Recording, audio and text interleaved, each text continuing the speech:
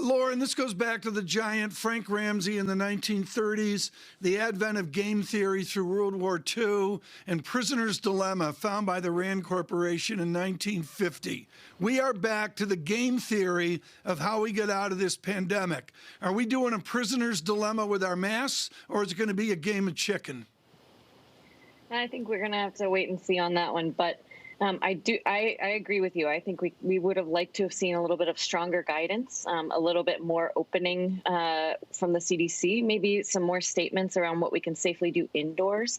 Maybe the message around you can take your mask off if you're outside with family members who have already been vaccinated, and so on and so on and so on. I think we would have liked to shore that up a little bit and just have a clear, concise message on what we can and can't do now. What does May bring? I mean, April dashes to an end here. What do you and your team at the Johns Hopkins University, what do you perceive our May will look like in terms of vaccination reaction functions?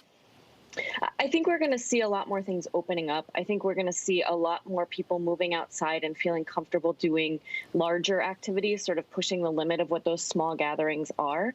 I think the guidance does help with that, knowing that if you're vaccinated, it does feel safe. And the CDC looks at it as safe to be outside doing activities with other vaccinated people. And so that might push into places or companies using, vaccination record cards or vaccination passports. And I think there is a little bit of concern over that, what that rollout looks like, if it's really piecemeal or more systematic.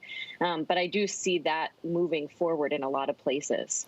Professor, in your mind, how much of these decisions are grounded in science and how much of it is ethics? Because I'm really struggling with it at the moment. I can't understand whether they're trying to manage behavior of the people who haven't been vaccinated, so telling people who have been vaccinated and limiting the things they can actually do. Has there been some kind of scientific breakthrough in the last week that has led the CDC to say, actually, you don't need a mask outdoors? Or have they just delayed this decision for other reasons?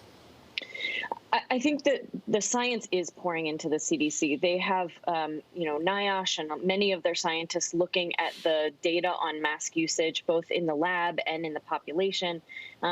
Studies are coming in from across the globe, and people are doing meta-analyses on them to sort of better understand at a global picture what masking does and doesn't accomplish. So I do think the science is pushing forward, and they're being informed by it. Did something dramatic change in the last week? Probably not.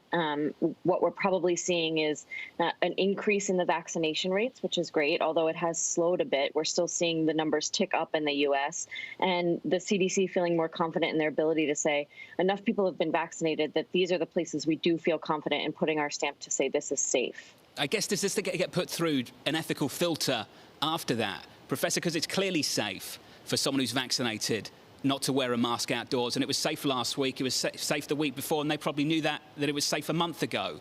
And I think at the moment, from my perspective, and forgive me for inserting my personal opinion, and you're the expert, so please push back.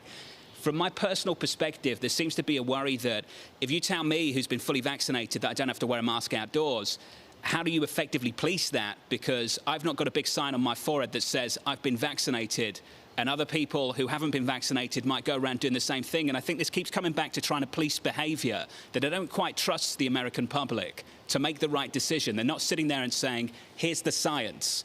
And I just get a feeling that it's the science through an ethical filter, through behavioral policing. Do you get that sense too, Professor? I think I get the sense that it's the science through a sort of policy, regulatory, government filter where everything has to have the stamp of approval.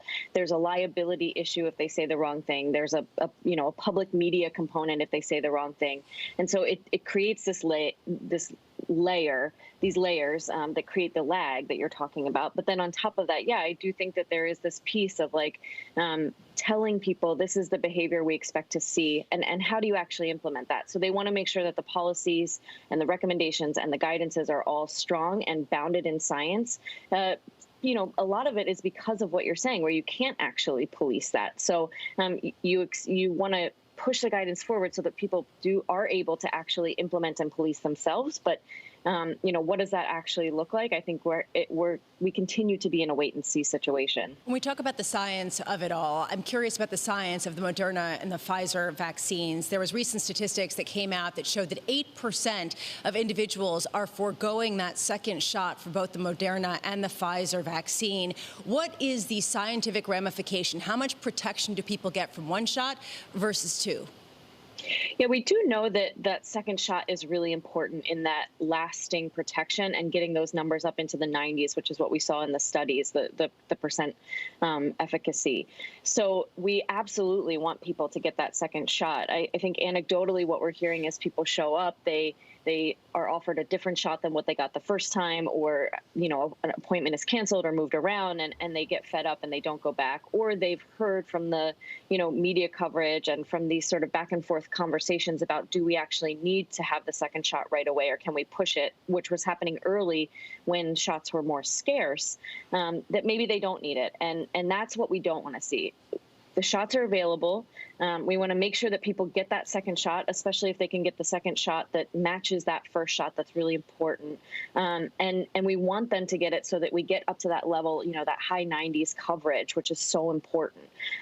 You do get coverage after that first shot, although we do see breakthrough between, people getting infected between shots 1 and 2 or very early after shot 2. So we know that second shot is important.